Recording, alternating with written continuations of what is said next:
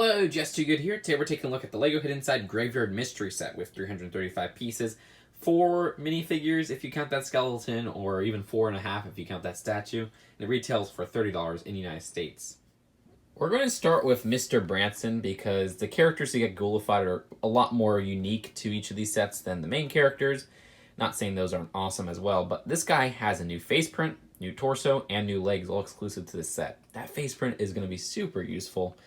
And at the back of the minifigure, it has some nice torso printing, and there is an alternate facial expression for him where he looks pretty shocked at probably what just went on, where he got ghoulified or whatever. It's also nice to see the Widow's Peak hair because I don't see that often nowadays. Ever since it was introduced in 2009, there was like a period it was used and then it got replaced basically by that one hairpiece they used for the Doctor.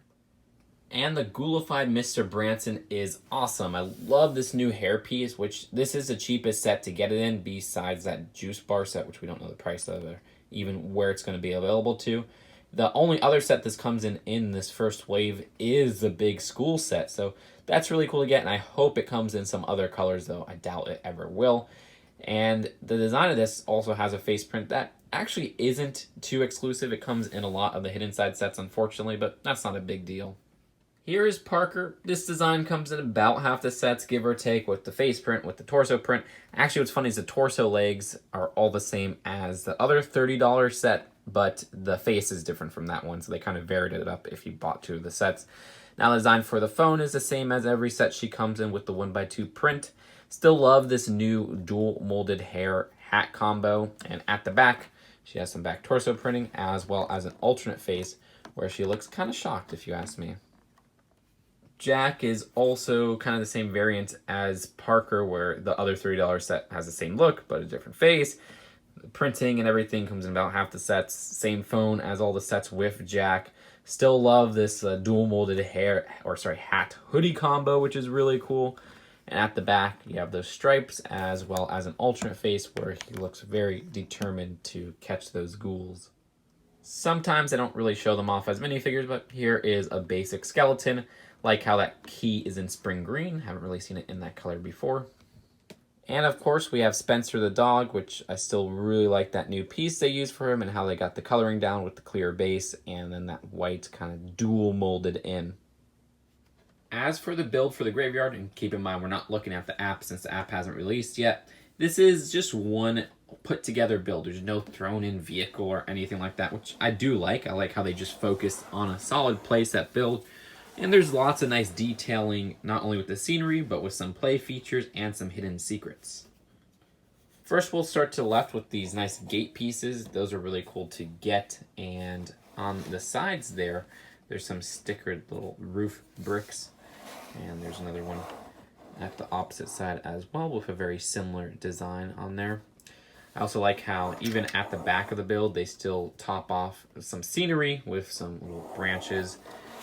Moving from there, there's a lot of nice standing space in this graveyard build, which I like that. I also like the statue right here, which was that part that I said is almost like half a minifigure.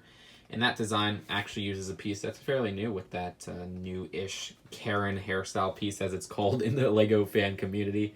At the back, they do use one of those clear neck attachments that have the 2 studs on them, and that's how you attach the wings.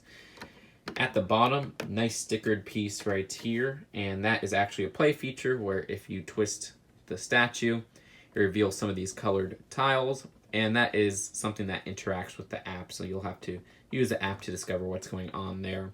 Now, with that design, I wish it was a little bit more hidden because you could see the yellow and the blue at the side of it, but it's not too big of a deal. It just looks a little bit intrusive. Moving on more to the right of this build, there is this nice little tombstone here and sticker, also another sticker under this vine. It's nice to get a lot of these vine pieces in green as well. Those are always useful. There's a little play feature there that if you lift this up, inside is where the skeleton is kept. Now, there's no pop-up play feature or anything like that. Actually, the Harry Potter graveyard set from this year covers that, I guess, realm. They just kind of made it a little area to hold a minifigure and nothing too special. More detailing at the front here. This other tomb over here is pretty interesting because I like that stickered part on the 2x4.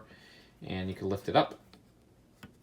And inside there might be a secret with the app. I'm not entirely sure. Usually when I see these odd colored bricks popping out, I always assume it's something with the hidden side app that we just can't unlock yet. And to the right of that, more detailing on the side of this little shed here. More branches. And this shed is pretty cramped. I kind of wish there was a little bit more room in here because it's really hard to stand up a minifigure inside. You'd see even the little graveyard keepers kind of tilting forward. And you can't easily remove the top roof because it is part of a more elaborate build, which is actually one of the best builds of the set, and we'll get to that in a little bit. I like how they top off the detailing with more of this wood design kind of draping over this wall. Again, they cover a lot of areas of this graveyard, not just the front, but parts of the back and everything. And they leave this part open so that you could kind of play with the back area, but again, it's very cramped on the inside, which is quite annoying. But if you're really dying to know what's on the inside, get it, it's a grave pun. There's just a little puddle of water from a faucet, and also this green garbage can, which holds some tools, which include a pickaxe, a broom, and a shovel. Also, while I showed it briefly earlier, I really like how this backside is topped off with some features to give it a more complete look. But my favorite part of the build is coming up right now. And that is the tree build, which is properly spooky. It looks natural at first, but when you take a closer inspection, you can see how it has almost a face to it.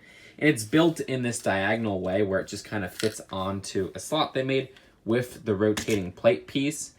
It almost has a brick head, or I think it was like, what is it, Cube Dude or something, Cube Bros or something that the Mega Constructs had. And it gives it more of a creepy look to it. And the design of this also has a little play feature at the back, where if you push on these little cone pieces, it moves the arms up and down. And more specifically, that interacts with these little grass pieces.